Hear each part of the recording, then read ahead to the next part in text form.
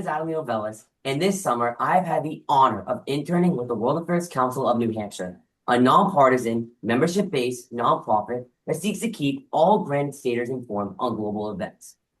After having the opportunity as a World Affairs Council of New Hampshire intern to meet 4 Canadian officials who visited New Hampshire through the State Department's International Visitors Learn Leadership Program, I became intrigued to learn more about resource conservation. So I reached out to the Canadian Consulate in Boston, and I was pleased to find out about the Consul General's previous experience as a Canadian Minister of Fisheries, Oceans, and the Canadian Coast Guard. And I am so honored to welcome the Consul General Bernadette Jordan for our conversation today. Consul General, thank you so much for your time. Thank you so much for having me. With your background, you bring a vital perspective to the growing need for cross-border marine conservation. So let's begin with the big picture.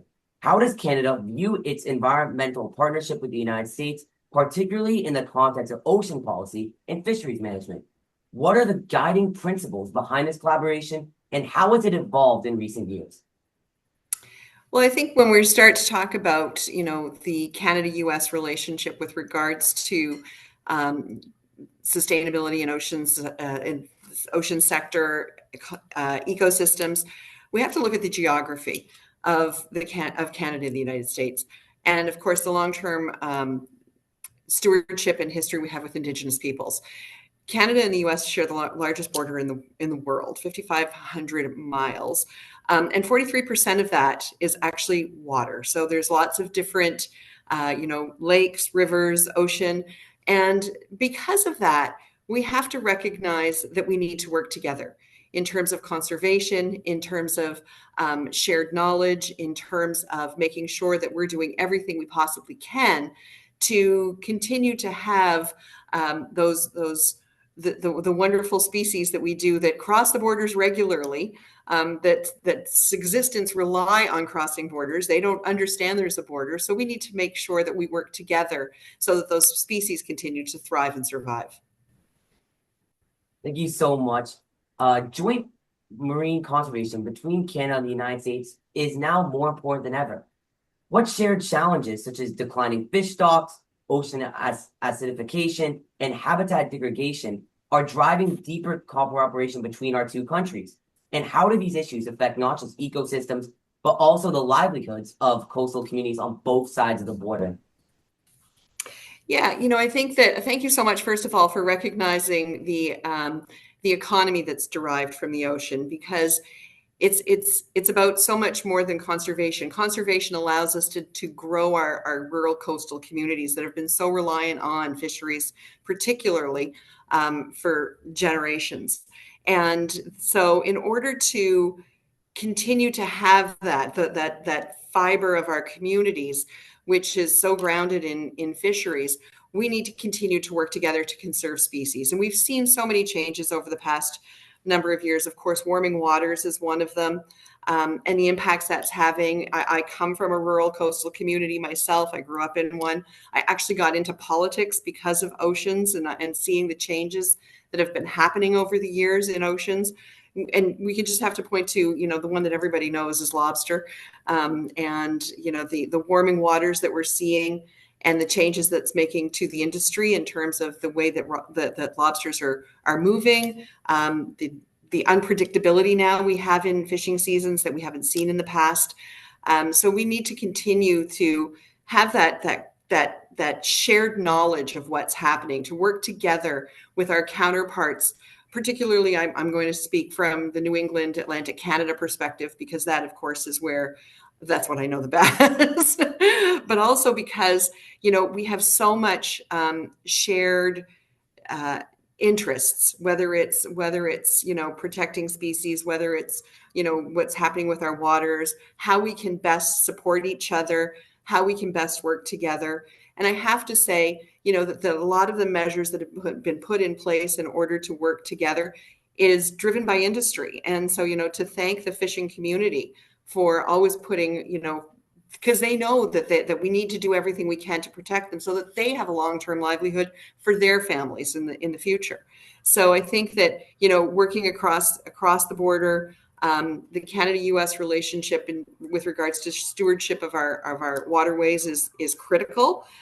So I think that as long as we continue to have that dialogue, that shared science, that shared values of what's important, then I think that we continue to have, hopefully the right conservation measures in place.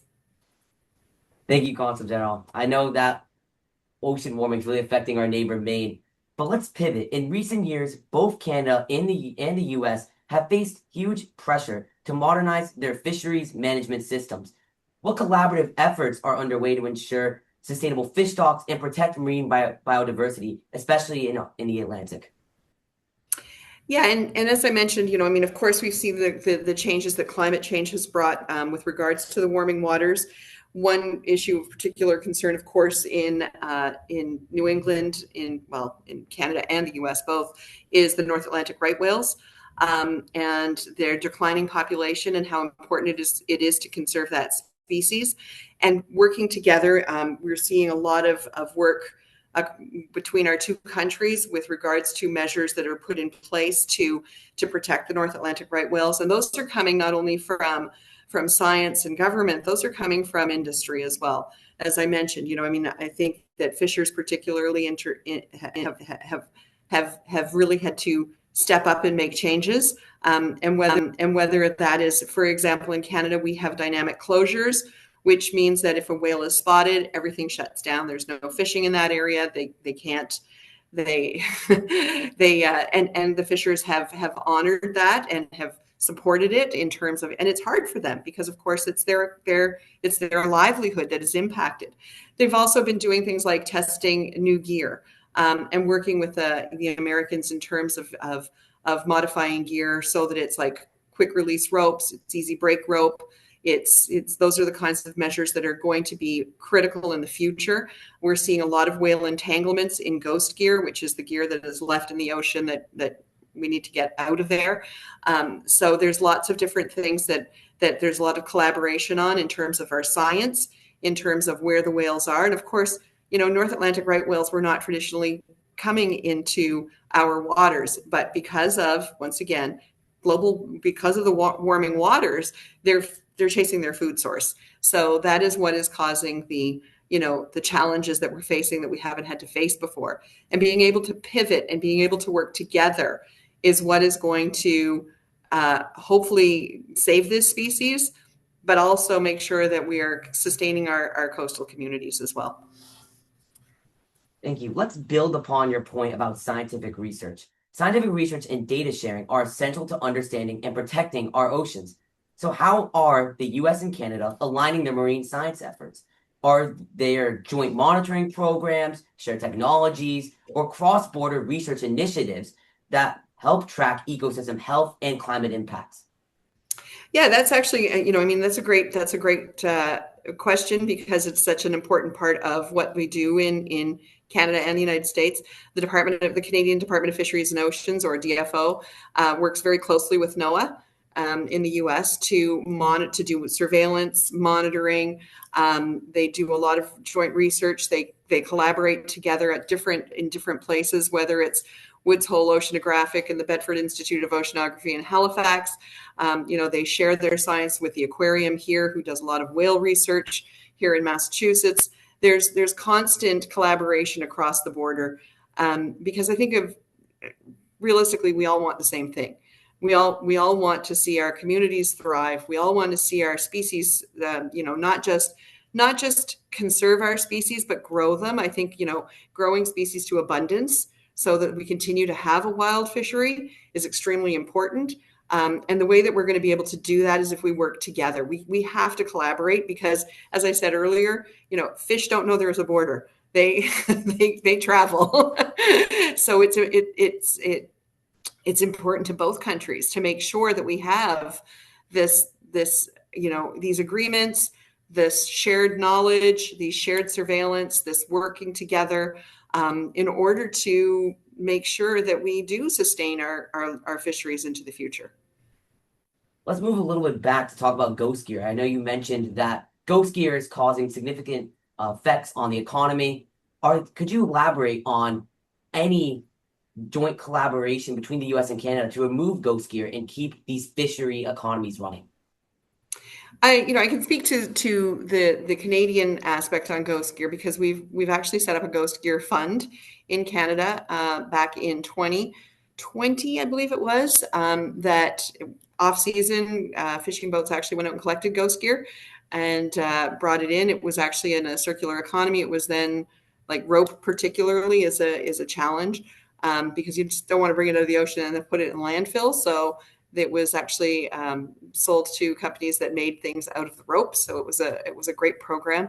But there's so much of it out there, and that is one of the things that there needs to be an awful lot more discussion around, and try to figure out what the best way to remove it is, because that's what we're seeing. We're seeing entanglements, and I mean, of course, right whales, particularly when you have the entanglements, there are wonderful organizations, volunteer organizations who actually go out and work to untangle the whales. But there's also, the concern around vessel strikes and speed limits in certain areas where the right whales are. So there's lots of work to be done. There's lots of things that can be done.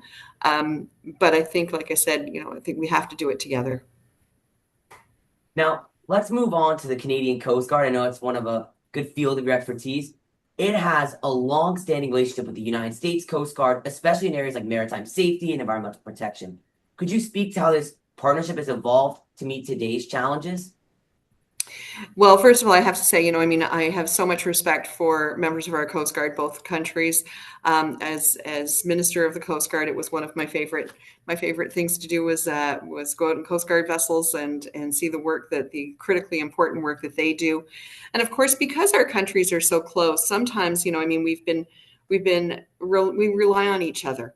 If there's a marine disaster, a tragedy, and there may be a point where Canadian representation is closer to what's happening than American, and we can get there faster, or vice versa, where the Americans have been able to help Canadians out because they were closer to where they needed to be. I think that relationship is one that I have so much personal experience with. Having a fishing vessel from my community went down with 21 men on it, and it was the U.S. Coast Guard that managed to get to them before the Canadians, because of the distance out they were from where the Canadian Coast Guard was located, and they managed to save all 21 men. So it was something that I will forever be grateful for, and also recognizing that the Canadians are always there for the Americans as well. Whenever there's a marine disaster, whenever there's anything that they need help with, the Canadian Coast Guard is there. The other thing too, not just so much in the New England area, but when you look at the Arctic, when we look at when we're looking at the thawing of the ice and how easy it is now to get through the Arctic where it never had been. This is now an area where having both the U.S. Coast Guard and the Canadian Coast Guard patrolling the Arctic is critically important to our safety. We recognize that the safety of the United States means the Canadian safety as well, and security. So we rely heavily on each other to patrol our waters, to work together, and to continue to keep both of our countries safe and secure. All right. And finally, how does Canada want to engage with New England and other U.S. regions on marine conservation? What role do regional partnerships play in building a shared future for our oceans, fisheries, and coastal communities? And what is the path forward? I think as coastal people, we all have the same wants and desires. We all rely on our oceans. We all see potential in them. I think, one of the things that surprised me when I was the Minister of Fisheries and Oceans is that how little of Canada's GDP comes from the ocean sector. There is so much that we can do to grow our ocean economy in a sustainable way. When you look at Canada, for example, it's only 3% of our GDP, whereas, somewhere like Norway, who has, a lot less coastlines and a lot less water than we do, it's 33%. And I think that, when we look at our ocean sector, and I know that, in New England particularly, we've been dealing a lot with Rhode Island and with New Hampshire, with Maine, and with Massachusetts with regards to the ocean economy, the blue economy, as we call it, and how important and vital it is that we continue to work together, because we don't need to reinvent the wheel. If there are things that Canada is doing that we can share with the United States, or if there are things that the United States are doing that can share with Canada to grow both of our economies, that is where we're going to succeed. And, I think that as coastal people, we recognize the value of the ocean, and we recognize how we need to respect it as well. It can't be just something that, you just plunk whatever you want in it. It has to be something that works within the ocean. I often liken it to city planning. When you build a city, you just don't say, okay, just build whatever you want, wherever you want. So marine spatial planning is critically important too, is you look at this and you say, okay, where is the best place for this to be located? How will it not impact, critical fishing zones or breeding grounds, or those are the kinds of questions that we ask together. Those are the kinds of questions that we work together to find the answers for. And I think that because we share so much in terms of waterways, in terms of values, in terms of what we want from our communities, that those conversations are critically important when we continue to build this ocean economy that we have.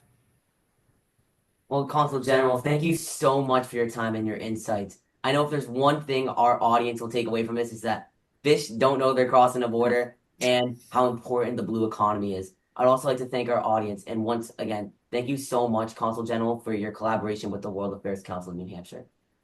Thanks so much for having me. No And good luck with everything.